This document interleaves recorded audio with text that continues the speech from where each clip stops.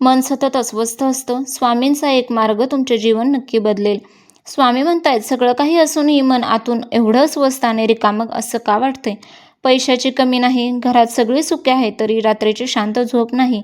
दिवसाचा आनंद कुठेतरी हरवून गेलाय. मनात विनाकारण एक अनामिक भीती, अस्वस्थता आणि चिंतेचं सावट सतत रुंजी घालत असतं का? या अवस्थेमधून बाहेर पडण्यासाठी तू वेगवेगळ्या गोष्टींमध्ये सुख शोधण्याचा प्रयत्न करतोस, पण तरीही मनाला तो विसावा मिळत नाही म्हणून खचून गेला आहेस का? तुझ्यासाठी हा व्हिडिओ आज आला आहे. नक्की ऐक. जेव्हा जेव्हा माणूस भौतिक सुखांच्या मागे धावून स्वतःची अंतर्गत शांती गमावून बसतो, तेव्हा त्याला अध्यात्माचा आणि मनाच्या शांततेचा खरा अर्थ समजावून सांगण्यासाठी मला यावं लागतं. मनातील हा गोंधळ आणि ही अस्वस्थता आता थांबव.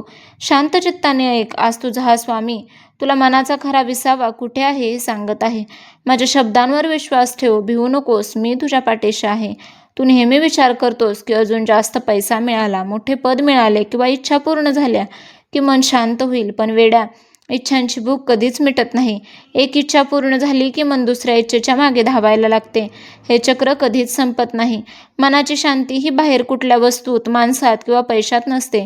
ती केवळ तुझ्या मनात असते. जोपर्यंत तू बाहेर सुख शोधत राहशील, तोपर्यंत तू अस्वस्थच राहशील. अध्यात्म म्हणजे संसार सोडून जंगलात जाणे किंवा कडक उपवास करणे नव्हे, तर अध्यात्म म्हणजे स्वतःच्या मनाला समजावून घेणे, परिस्थिती स्वीकारणे आणि ईश्वरावर पूर्ण विश्वास ठेवणे होय. ज्या गोष्टी तुझ्या हातात नाहीत त्यांचा सतत विचार करून स्वतःला का छळतोस? कर्माचा अधिकार तुझा आहे, पण फळाचे नियंत्रण माझ्या हातात आहे, हे का विसरतोस? जेव्हा तू सर्व काही माझ्यावर सोपवून देतोस, तेव्हा तू म्हणतोस की स्वामी, जे होईल ते तुमच्या इच्छेने होऊ दे. नेमकी त्या क्षणी तुझ्या मनातील सर्व ओझे हलके होते. हीच खरी शरणागती आहे. मनाला शांत करण्यासाठी रोज थोडा वेळ एकांतात बसा. निसर्गाचा आनंद घ्या, प्राण्यांवर दया करा आणि अंतःकरणातून श्री स्वामी समर्थ नामाचा अखंड जप करा. हे नाम केवळ शब्द नाहीत, तर ही एक दिव्य ऊर्जा आहे, जी तुझ्या मनातील नकारात्मकतेचा आणि चिंतेचा अंधार एका क्षणात दूर करेल. जगातील सर्वात मोठे सुख हे समाधानात आहे.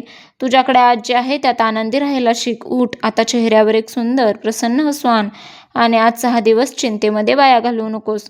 तुझा हा स्वामी तुझ्या हृदयात सदैव वास करत आहे आणि तुला शांती देण्यास समर्थ आहे. मी तुझ्या पाठीशी सदैव उभा आहे. श्री स्वामी समर्थ.